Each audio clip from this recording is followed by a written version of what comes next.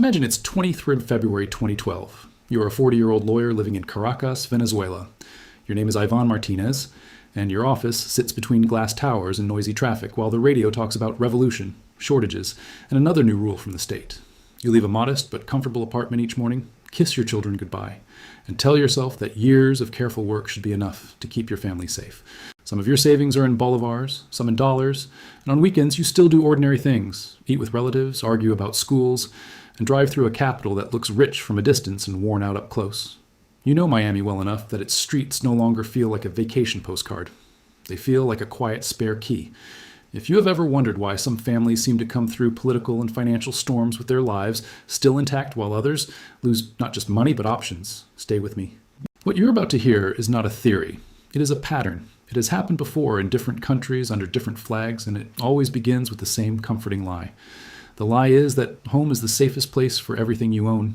And if you find value in this kind of historical clarity, subscribing takes 2 seconds and keeps you ahead of what most people never see coming. On that February day, Reuters reported that Ivan Martinez had just bought 2 apartments at Brickell House in Miami, one for $250,000 and another for $400,000. He was not buying because he wanted better weather. He was buying because, in his own words, Venezuela's political instability had become a key factor in the decision. In other words, he was not only moving money, he was moving part of his future under a different legal sky. That is what this video is really about. Not luxury, not status, not postcard views from a foreign balcony. This is about why owning property abroad has often protected far more than wealth. It has protected time, mobility, legal rights, and schooling for children. It protects access to hard currency, and sometimes the simple human dignity of having somewhere to go when the floor gives way beneath your own country. Before we go further, there is something important to understand. A house is never just a house. In unstable times, it can become a vault, a visa, a life raft, and a second set of papers written in bricks instead of ink.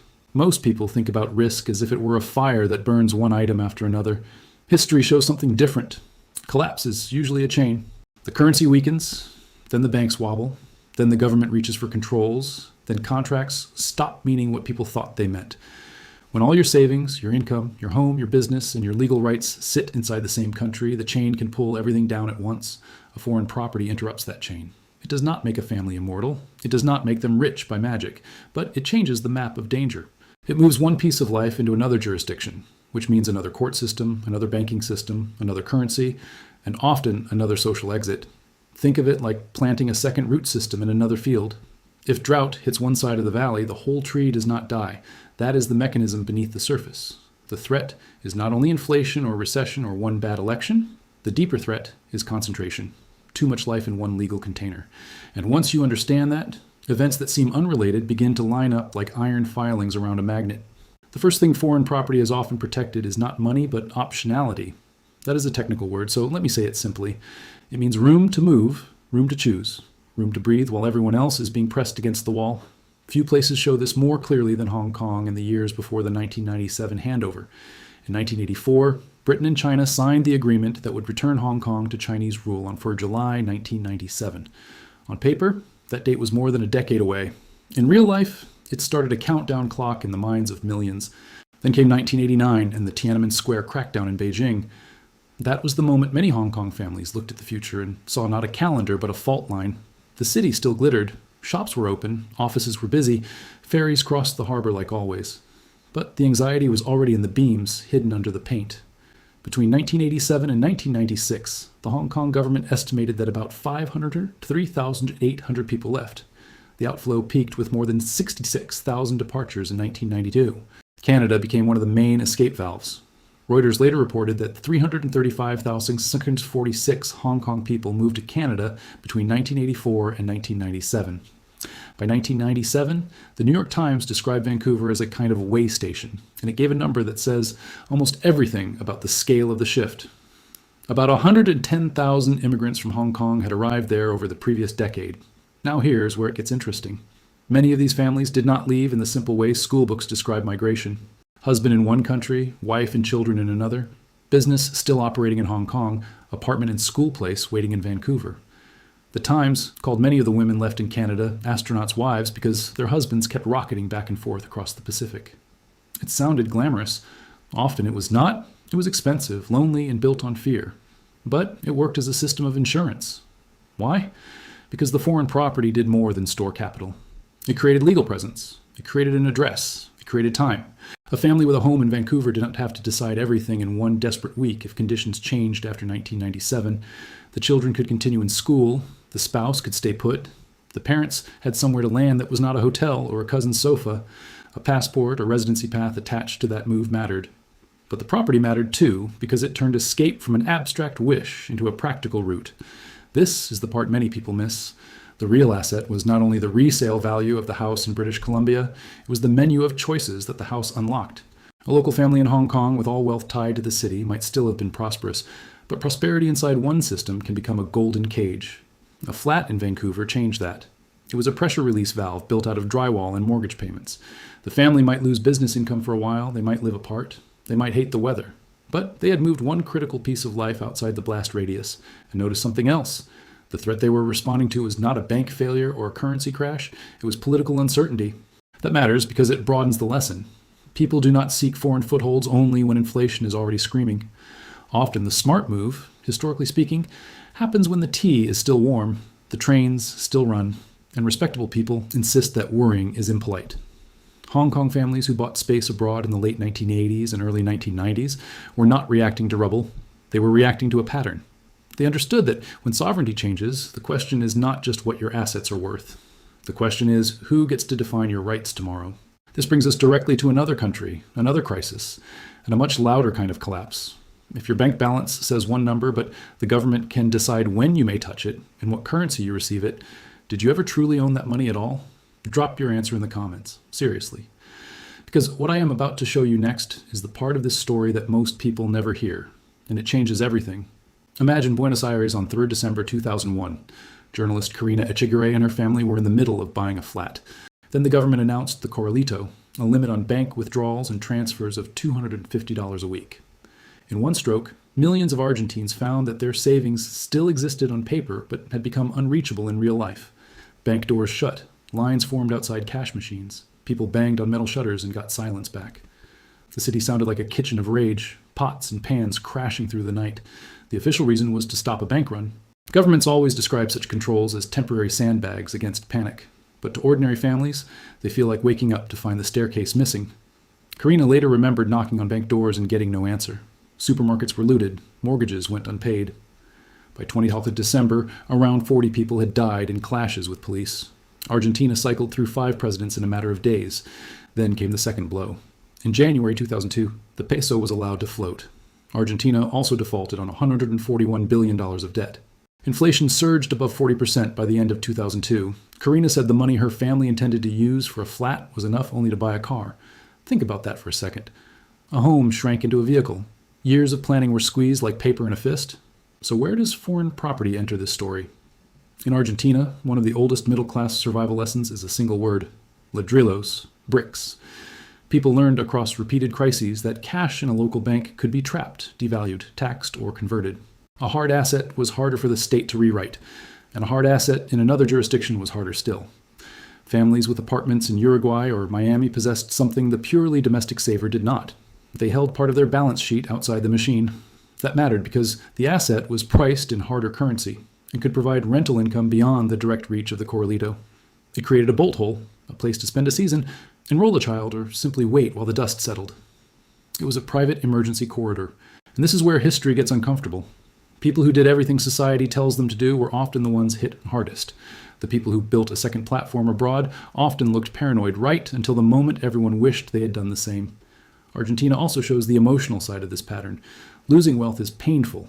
Losing timing is worse. A foreign property can preserve timing. It can let a family act, while others are still asking permission to touch their own deposits. Now take that logic into the Eurozone. In March 2013, Cyprus gave Europe a cold lesson in how quickly assumptions can die. For more than a week, Cypriot banks were shut. Reuters described people queuing at cash machines while the central bank imposed a €100 daily limit at the 2 biggest banks. This was not a faraway failed state. This was a member of the Eurozone where depositors thought the rules were made of steel. They were made of policy. The numbers were brutal. Deposits above €100,000 were frozen. Later, 47.5% of uninsured deposits were converted into equity. People with large balances woke up to find that nearly half of the money above the threshold was no longer theirs in the form they expected. Marios Charalambous, a print shop owner, said he felt humiliated. Financial crises are status shocks that tell people their guarantees were softer than bread. Who was less trapped? The saver with everything in a Cypriot bank, or the saver whose major liquid asset was outside Cyprus? A flat in London or a house in Athens sat beyond the immediate reach of Nicosia's emergency decrees. It could be sold, borrowed against, or occupied. A domestic deposit had become a hostage. A foreign property remained property. Wealth without access is like electricity behind a cut wire. Most people will never know what you now know. Hit subscribe. A foreign property is a border turned into an asset. It is geography converted into legal leverage. There is another pattern here too. The people who benefited most were often not the richest in absolute terms. They were the people who had moved early enough to buy time. Time to leave, time to wait, time to borrow. Time to enroll children in school, time to keep a business relationship alive in another market. In a crisis, time is not just money. Time is oxygen. And foreign property has repeatedly acted as an oxygen tank sealed before the room fills with smoke. This leads to the human cost, which is where these stories stop being abstract and start feeling painfully familiar. Who gets hurt the most when everything is trapped in one jurisdiction? Usually not the ultra-rich first. They already have lawyers, structures, accounts, passports, and relationships. The first major casualties are often the middle-class savers, the small business owners, the pensioners, the professionals who thought discipline alone was enough. Look back at Venezuela. By 2011, Reuters reported that Venezuelans were the top foreign buyers in Miami and accounted for 15% of all sales to international buyers there. At Brickell House, they made up around 40% of buyers. Miami house and condo sales rose a record 46% compared with 2010, helped by Latin American money-seeking safety. Again, do not picture only cartoon villains with suitcases of cash. Reuters spoke to professionals like Ivan Martinez, the Caracas lawyer who openly said political instability shaped his decision. That matters because it shows how early the signal was for people paying attention. Then the domestic system decayed further. The state tightened control. Expropriation fears grew. Investment opportunities at home narrowed. In 2018, the IMF projected that Venezuela's inflation could hit 1,000% by year end, invoking comparisons to Weimar Germany. That is a number so large it stops feeling like arithmetic and starts feeling like satire. But ordinary life inside such a system is not absurd. It is exhausting. Prices change faster than wages. Planning becomes impossible. Savings melt like ice on a hot car roof. Who suffers most in that environment? Teachers, retirees, families paid in local currency, shopkeepers who need stable prices to restock shelves, people whose lives are built on predictability rather than access. A foreign apartment in Miami, Madrid, or Panama did not solve every problem for Venezuelan families. But it could do things bolivars could not. It could hold value in a market not governed by Caracas. It could be rented out. It could house a son or daughter who left. It could be sold in a hard currency if the family needed to start again. It turned wealth into mobility. Lebanon offers an even harsher version of the same story. When the financial system collapsed in 2019, banks locked depositors out of their dollar accounts and blocked transfers abroad. In 2021, Reuters reported that many depositors could access funds only in Lebanese pounds at a rate of 3,900 to the dollar, while the black market traded above 13,000. That meant an immediate loss of about 70% for many people just trying to touch their own money.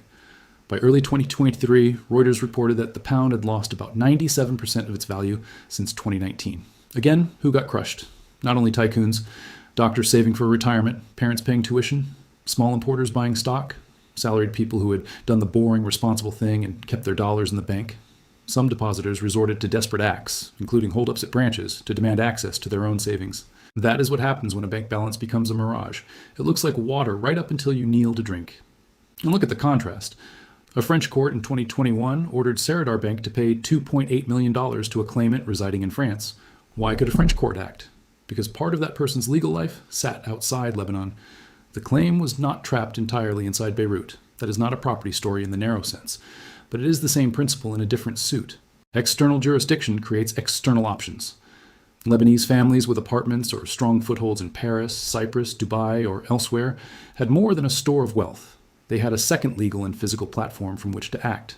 This is why the phrase protect more than wealth is so important. In every one of these episodes, the deeper protection was against helplessness.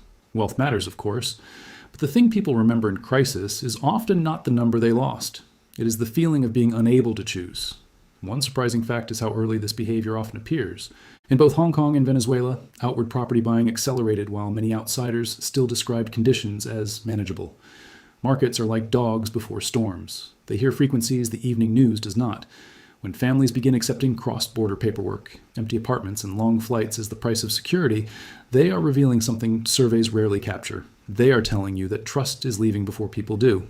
History also shows that these moves are often dismissed for the wrong reason. Commentators say foreign property booms are only about luxury, tax avoidance, or fashion. Sometimes they are. But they can also function as political seismographs, rough instruments that pick up stress before it breaks the surface. A condo bought in Vancouver, Miami, or Dubai can be a speculative purchase. It can also be a vote of no confidence in the durability of local rules. The two meanings can exist in the same deed. That is why patterns in any era deserve careful attention. When a country faces persistent inflation, rising public debt, repeated exchange controls, pressure on courts, or a widening gap between official and reality, demand for external footholds often rises, not because history guarantees a repeat. History never photocopies itself that neatly, but because the rhyme is familiar. People who sense concentrated risk often start buying distance before they start buying optimism, and this is where the social divide widens. Teachers and civil servants rarely buy penthouses overseas. But even a small inherited apartment, a modest studio purchased years earlier, or shared family ownership abroad has historically mattered. It can provide a mailing address, a room, a piece of collateral, or a landing point. In crisis, scale often matters less than placement. A candle in the next room can matter more than a chandelier in the room that is filling with smoke. The historical record shows that those who came through these periods with the least lasting damage largely shared a few characteristics. The question is not whether this pattern will repeat. History has already answered that. The only question is whether you will see it before it sees you. If this channel helps you think differently about the world you live in, subscribe. It costs nothing, and it might change everything. First, they distrusted concentration. They did not keep every pillar of life in one place.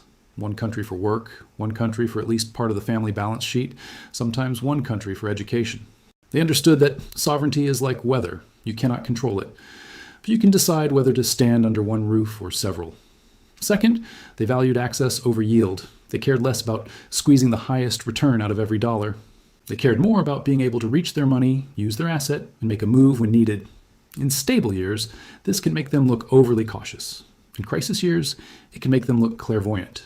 The person who owns a foreign flat that rises slowly may seem boring next to the person chasing hot returns at home. Then the doors lock, and boring becomes beautiful. Third, they acted before the sirens. This is maybe the hardest lesson of all. Hong Kong families moved when the city still functioned. Venezuelans bought in Miami when many outsiders still talked as if Caracas was merely going through turbulence. The winners were often simply the people who were willing to look foolish early rather than desperate late. Not everyone can buy foreign property. History is not fair. Under conditions of panic, foreign property has often protected not just purchasing power, but optionality and human dignity. Subscribe for more.